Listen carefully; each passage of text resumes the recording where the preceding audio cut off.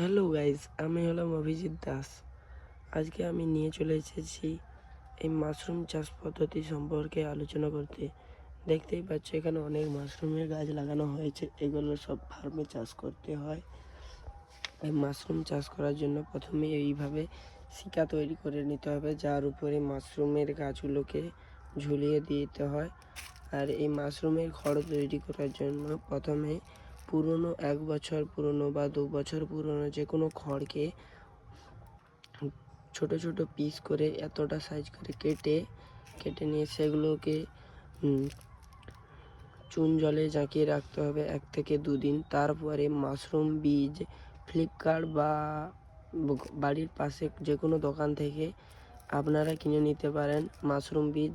সেগুলোকে নিয়ে এই রকম সাইজের ইনারগুলোকে নিয়ে এই যে ইনার পেপারটি, এই পেপার দিয়ে তৈরি করতে হয়। এই পেপারের ভিতরে 2-4টা খড় দিয়ে তারপরে মাশরুমের বীজ দিতে হয়। দেওয়ার পরে মাশরুমে রোজ জল দিতে হয়। তারপরে 15 দিনের মধ্যে এই রকম ছাতু হতে থাকবে।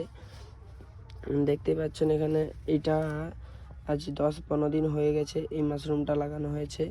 এটা প্রায় 1 মাসের মতো এটেলে 3 বার হলো এই গাছটিতে। একটি গাছে 5 থেকে 6 বার পর্যন্ত হয় মাশরুম। এটা হয়ে শেষ হয়ে গেছে মাশরুম, এটা আর হবে না, এটা পুরনো চারা হয়ে গেছে। এটাকে এবার ফিকে দেওয়ার সময় হয়ে গেছে।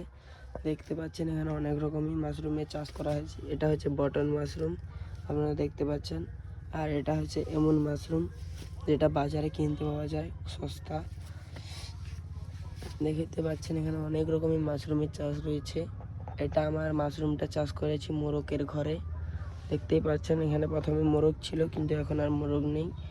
এখানে মাশরুম চাষ করা হয়েছে। আর এই মাশরুম চাষ করার জন্য একদম উপযুক্ত জায়গা ছায়রা। দেখতে পাচ্ছেন এখানে আলো বাতাস কিছুই আসছে না, শুধু অন্ধকার আর ছায়া জায়গা। এই ছায়া জায়গা চাষ করার জন্য উপযুক্ত।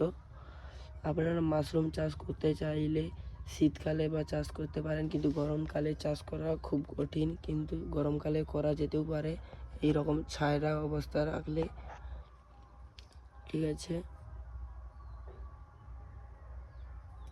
মাশরুমের বীজা আপনারা ফ্লিপকার্ট থেকে 60 থেকে 70 টাকার মধ্যে পেয়ে যাবেন। এরকম মাশরুমের গাছ লাগাতে পারবেন।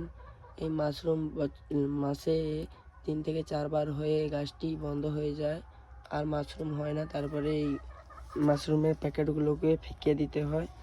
আমরা দেখতে পাচ্ছেন এখানে প্রচুর মাশরুমের গাছ লাগানো হয়েছে।